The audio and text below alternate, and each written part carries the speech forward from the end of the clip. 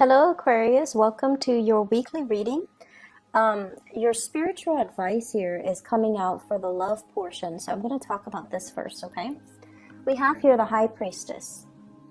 And the High Priestess is almost like looking at a situation from a space of higher wisdom, tolerance, as well as intuition. So this is a card about a revelation. She's unveiling something. She's coming across some information and she's using her intuition as a guide to tell her what to do. And she needs to also always listen to her intuition. When it comes to this deck, this is an image of somebody that has a lot of wisdom, has a lot of insights into human characters, and it's also somebody that is a little bit on the colder end. They're hard to reach, they're hard to read. People don't immediately recognize what it is that you're trying to say, what it is that you're trying to communicate, or what it is that you're thinking. So a lot of the times they have trouble reading you. They have trouble understanding your intentions. And I feel like this is a week for you to be very careful about your communication with significant others, with your crush, with your love interest, mainly because that veil is covered. So it's like you might think that you're making a joke, but they might not think so. And as a result of it, they might get offended, they might get hurt. And it leads here to this situation, the Five of Swords, where harsh words are being exchanged, where there is conflict, where there is argument, where two people cannot see eye to eye. This is the energy of your partner or your love interest. I have a sword, very strong sword energy, so you might be dealing with like another air sign where the two of you are very, very similar. However, the communication itself, and because, if it's, I feel like it's not so much the actual communication, but it's more the intentions behind it. They don't really know your intentions, or the two of you are at a point where the communication is not flowing really well. One person says this, but they're only revealing half of the story, and then the other person misinterprets and thinks it's something else. So coordinating expectations for one another, that's going to be a huge problem. And it's really important for you both to spell things out. So I feel like you're in a situation where there's a lot of tension. It could be sexual in nature. That's what I'm feeling, because this woman, she's so detached. And if your partner or your love interest feels that you're withdrawing or you are detaching, it's going to lead to this where they feel like, they're operating from a space where they pick fights. The two of you bicker a lot more, or they might say, like, make offhanded remarks to kind of get a rise out of you, to kind of get something going, mainly because they don't know how you feel, and they might have to revert or resort to this type of tactic just to get an emotional response out of you. What I do feel, though, for those in committed relationships, you are going to be able to sail away from this, okay?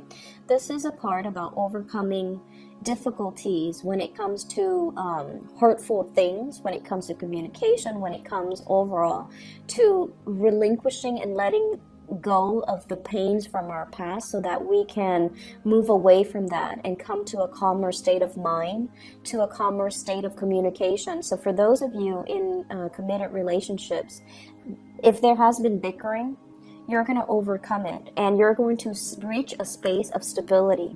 You're going to be reaching this space where the two of you solidify your relationship. This is the card about the Hierophant, and it usually denotes, a commitment, a situation where the other person is going to be more understanding. They're going to be more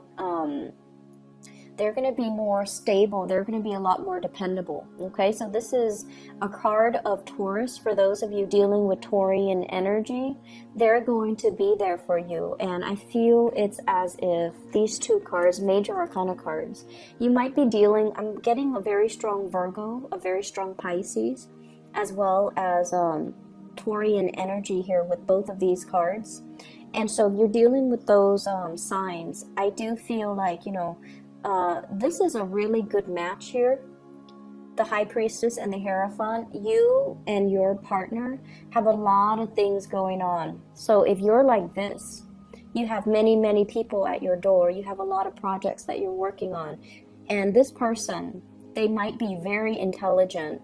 They are handling, you know, like really important, I feel like the word I'm getting is classified information, classified documents. Okay, this is also a card of a student, somebody who's in school, somebody who's learning, somebody who's also a teacher, and somebody who is coaching, teaching, mentoring. So the two of you, I feel, is you're both advancing and you both are learning. But because both of these cards show up and the vibe is so similar, I feel like you're dealing with somebody who is incredibly, incredibly stubborn. Okay, they might not be a fixed sign like the Leos, Taurus, another Aquarius, or what's the last, the Scorpio people. However, one person wants to be the teacher and the other, and expects the other person to learn. So it could be them wanting to, you know, play the role of a teacher. And so I feel like if there has been a lot of conflict, it's because of ego clashes.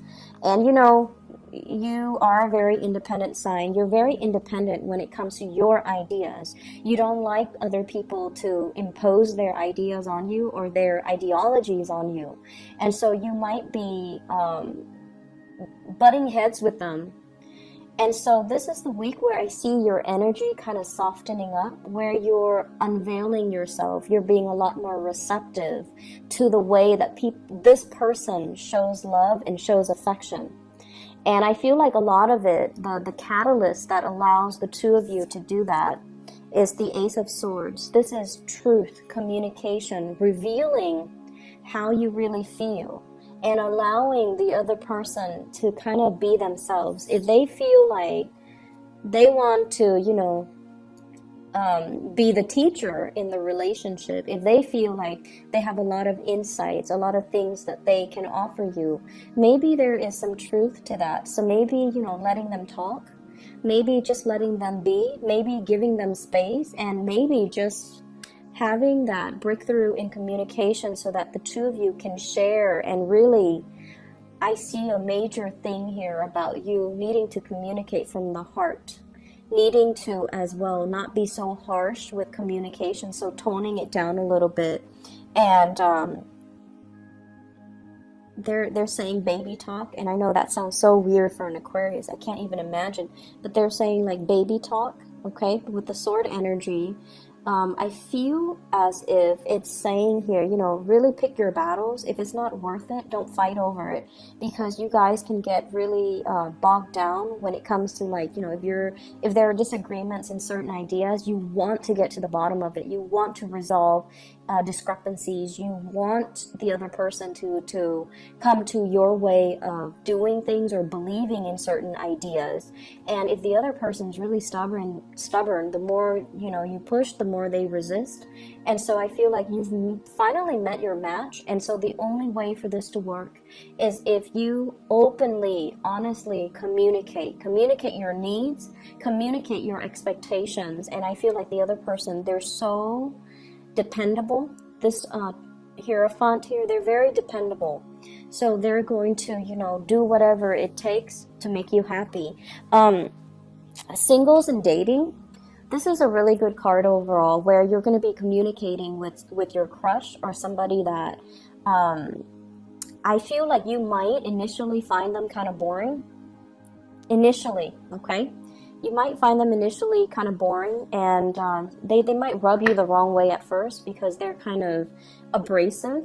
And then gradually you get to know them, and you get to see this really patient, enduring side of them that loves to read, that loves to have their alone time. They're quite independent, and they're just a pillar of strength and stability and morality as well. So whatever you thought was really annoying about them, you might, you know, find them quite endearing and quite attractive, and you might be really, really drawn to them. And I think a lot of it is happening because of really great communication between the two of you. So if there has been tension, I feel like it's de-escalating and it's leading to some major communication breakthrough. So there's going to be a lot of talks with relationship partner, crushes, etc. for this week. Really take the time to kind of open yourself up, because if it's just mental energy, that doesn't really lead to anything. So make sure, you speak from the heart chakra to talk about your dreams, your wishes, your desires, your expectation for the other person, what it is that you really want out of a partner, okay? The other areas of your life, first of all, I have here the Two of Pentacles. This is one of the first cards that jumped out. So the Two of Pentacles, this is like making decisions, weighing the pros and the cons of the decision. And I feel for many of you, you're doing this on the job, okay? Should I waste my time with this client? Is it going to be like a sure thing? Or should I, just cut my losses and work on another account? Should I reject this offer, or should I, take up this offer? So I feel as if many of you are at a job where you are the one that gets to decide, and whatever you decide on is almost like very, very big, and it could affect somebody's livelihood. So you're making really, really difficult decisions. And a lot of the times, Aquarius, you see things in a very black or white type of a way. If it's wrong, it's wrong. If it's right, it's right. And that's the nature of fixed signs. They have very, very strong likes and dislikes, and they have very strong opinions. And I feel like this is the week where early on in the week, you might feel like, oh, this situation is kind of fishy. Let me go and, interrogate the other person. Let me get to the bottom of it.